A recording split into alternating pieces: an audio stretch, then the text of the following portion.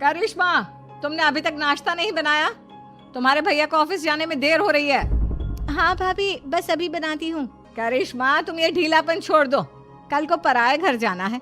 वहाँ अगर तुम इस तरह से काम करोगी तो लोग क्या कहेंगे कि माँ ने और भाभी ने कुछ सिखाया नहीं। और तुम्हारी दोनों बहनें कहाँ हैं?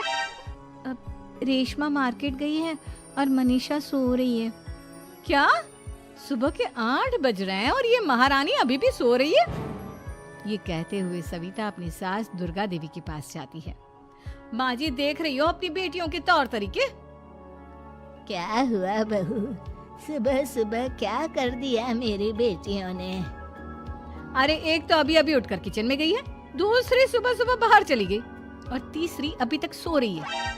क्या करूं मैं इन तीनों का, मैं तो परेशान हो गई हूँ। जा जाकर उठा उसे और रेशमा से मैं बात करती हूँ।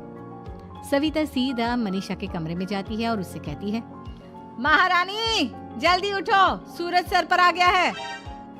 भाभी थोड़ी देर और सोने दो ना, मैं रात को लेट सोई थी। वो क्या ना, यूनिट टेस्ट चल रहे हैं। शराफत से उठती है या नहीं, या फिर पानी की भरी बाल्टी डालूं तेरे ऊपर? नहीं भाभी, मुझे बिस्तर में नहीं नहाना, उठती हूँ मैं। मनीषा जल्दी से उठकर बाथरूम में चली जाती है।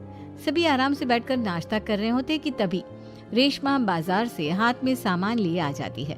रेशमा को देखते ही सविता उस पर बरस पड़ती है। लो, आ गई महारानी। ऐसा भी क्या सामान लाना था जो सुबह आंख मलते ही बाजार की तरफ रवाना हो गई?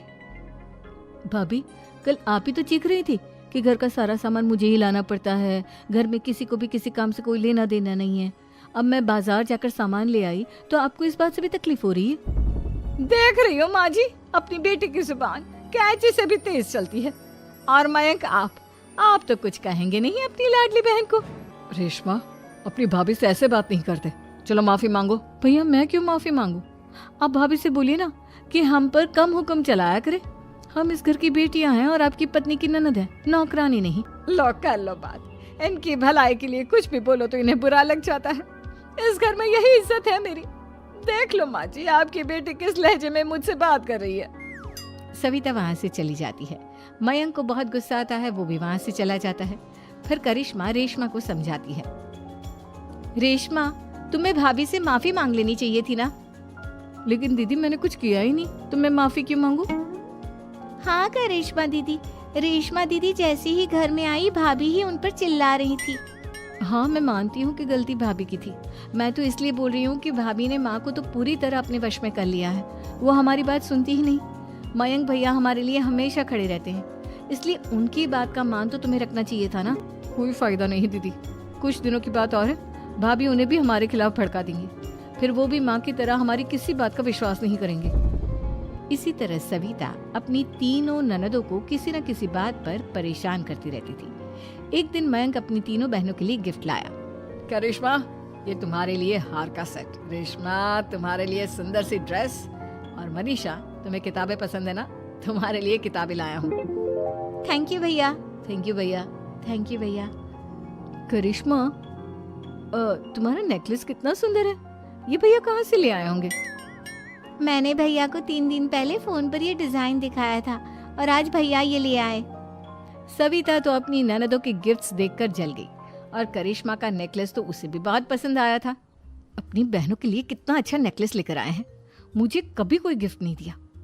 मैं आज ही ये हार चुरा लूंगी। रात में सविता करिश्मा का हार चुरा लेती है और इसी तरह उसे अपनी ननदों की जो भी चीज अच्छी लगती वो उसे मांगती नहीं, बल्कि रात के अंधेरे में चुरा लेती। इसी तरह दिन बीतते गए और सविता ने मयंक के दिल में भी उसकी बहनों के लिए नफरत पैदा कर दी। एक दिन मयंक ने करिश्मा और रेशमा के लिए रिश्ता देखा और ये बात उसने घर में सबको बताई। माँ, करिश्मा और रेशमा के लिए बहुत अच्छा रिश्ता आया है। वो लोग कल इन्हें देखने आ रहे हैं। आप और सविता मिलकर सारी तैयारी कर लेना। ये सुनकर करिश्मा और रेशमा खुश हो जाती हैं, लेकिन सविता सोचती है, अगर इन दोनों बहनों की शादी हो गई तो घर और बाहर का काम कौन करेगा? मनीषा तो 1 नंबर की कामचोर है, उससे तो किसी बात की उम्मीद लगाना ही बेकार है। मुझे इस शादी को रोकना होगा। अगले दिन सभी लड़के वालों के स्वागत की तैयारी करने में लगे होते हैं। तभी मयंक अपनी बहनों से आकर कहता है, तैयार हो गई तुम दोनों? देखो, दोनों लड़के बहुत अच्छे हैं, मैं कोई कसर नहीं छोड़ना चाहता। इसलिए तुम उनके सामने अच्छे से बिहेव करना और अपनी भाभी से लड़ने मत लग जाना। करिश्मा, तुम वो नेकलेस पहन लो ना जो मैं तुम्हारे लिए लाया था। भैया मैं बहुत देर से वो नेकलेस ढूंढ रही हूँ लेकिन मुझे मिल ही नहीं रहा। क्या तुमने नेकलेस खो दिया? तुम्हें पता भी है वो कितना महंगा था। तुम कोई काम ढंग से नहीं कर सकती। मयंक गुस्से में वहां से चला जाता है। थोड़ी देर बाद लड़के वाले भी आ जाते हैं। वो दोनों बहनों को पसंद कर लेते हैं और रिश्ता पक्का हो जाता है। लेकिन सविता के दिमाग में तो कुछ और ही खिचड़ी पक रही थी। वो पंडित जी के पास करिश्मा की कुंडली लेकर जाती है और उन्हें पैसे देकर करिश्मा की कुंडली बदलवा देती है। जब लड़के वालों के पास करिश्मा की कुंडली जाती है तो वो दुर्गा को फोन करते हैं। बहन जी, हमने करिश्मा की कुंडली अपने पंडित जी को दिखाई थी। आपकी बेटी की कुंडली नहीं बल्कि दोषों का पिटारा है। देखिए, मैं और मेरे पति इन सब बातों में बहुत विश्वास करते हैं, इसलिए हम आपकी बेटी से अपने बेटे की शादी नहीं करा सकते। इस तरह करिश्मा का रिश्ता टूट जाता है और सभी घर वालों को बहुत दुख होता है। अब कविता सोचती है, चलो करिश्मा का तो रिश्ता टूट गया, अब रेशमा का भी रिश्ता तोड़ना है। क्या करूं? अब सविता आवाज बदलकर किसी अननोन नंबर से रेशमा के होने वाले ससुराल में फोन करती है। हेलो, मैं कौन हूँ कौन नहीं ये आपके लिए जानना जरूरी नहीं। बस इतना सुन लो कि रेशमा का 2 साल से किसी के साथ अफेयर चल रहा है। बस रेशमा का रिश्ता तोड़वाने के लिए सविता का इतना कहना काफी था। अब रेशमा का भी रिश्ता टूट गया। मयंक और दुर्गा देवी ने रेशमा को खूब खरी खोटी सुनाई और उससे बार बार उस लड़के के बारे में पूछने लगी। आप दोनों मुझे क्यों परेशान कर रहे हो? अरे कोई लड़का होगा मेरी लाइफ में तो मैं बताऊंगी ना। जब कोई है ही नहीं तो कहाँ से लाऊं मैं कोई लड़का?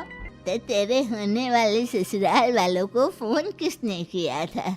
माँ मैं नहीं जानती किसने फोन किया था, मैं सच कह रही हूँ। मैं तो पहले ही कह रही थी इसकी लगाम खींच कर रखो, लेकिन मेरी सुनता ही कौन है। आप चुप रहिए भाभी, ये सब आपका ही किया धरा है। अब तीनों बहनों को विश्वास हो जाता है कि ये सब उनकी भाभी ही कर रही है। तीनों बहनें अपनी भाभी को सबक सिखाने के लिए एक वकील कर लेती है और घर में हिस्सा मांगना। देखो भैया, माँ बाप की जायदाद में जितना बेटों का हक होता है उतना ही बेटियों का, इसलिए इस घर के 4 हिस्से होंगे और हमें अपना हिस्सा चाहिए। मैंने तुम्हारे लिए क्या क्या नहीं किया और तुम इस घर में हिस्सा मांग रही हो? भैया, आप और माँ हम बहनों की कोई बात नहीं सुनते हो और भाभी हमारी शादी नहीं होने देगी क्योंकि उन्हें लगता है कि आप हमारी शादी में ज्यादा पैसा लगाओगे और उन्हें हम जैसी फ्री की नौकरानी कहाँ मिलेगी।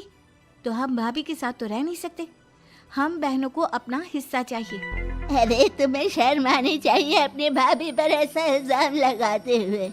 वो तुम्हारे बारे में कितना सोचती है। हाँ माँ, भाभी हमारे बारे में बहुत सोचती है। दिन रात बस यही सोचती रहती है कि किस तरह से अपनी तीनों ननदों को परेशान करूं और कभी मुझे पढ़ने भी नहीं देती। दोनों बहनों का रिश्ता भी तो इन्होंने ही तोड़वाया है और रात में हमारे कमरे में आकर हमारी चीजें भी चुराती हैं। इसी तरह सविता की तीनों ननदें अपनी बात पर अड़ी रही। अब कोर्ट में तारीख भी शुरू हो गई। जब सविता को लगा कि उसकी तीनों ननद इतनी आसानी से नहीं मानने वाली, तो उसने अपने पति और सास को सारी सच्चाई बता दी और अपनी तीनों ननद से माफी मांगी। मयंक और दुर्गा को भी अपनी गलती का एहसास हो गया। अब सविता खुद करिश्मा और रेशमा के लिए अच्छा रिश्ता ढूंढती है और उनकी शादी करवाती है।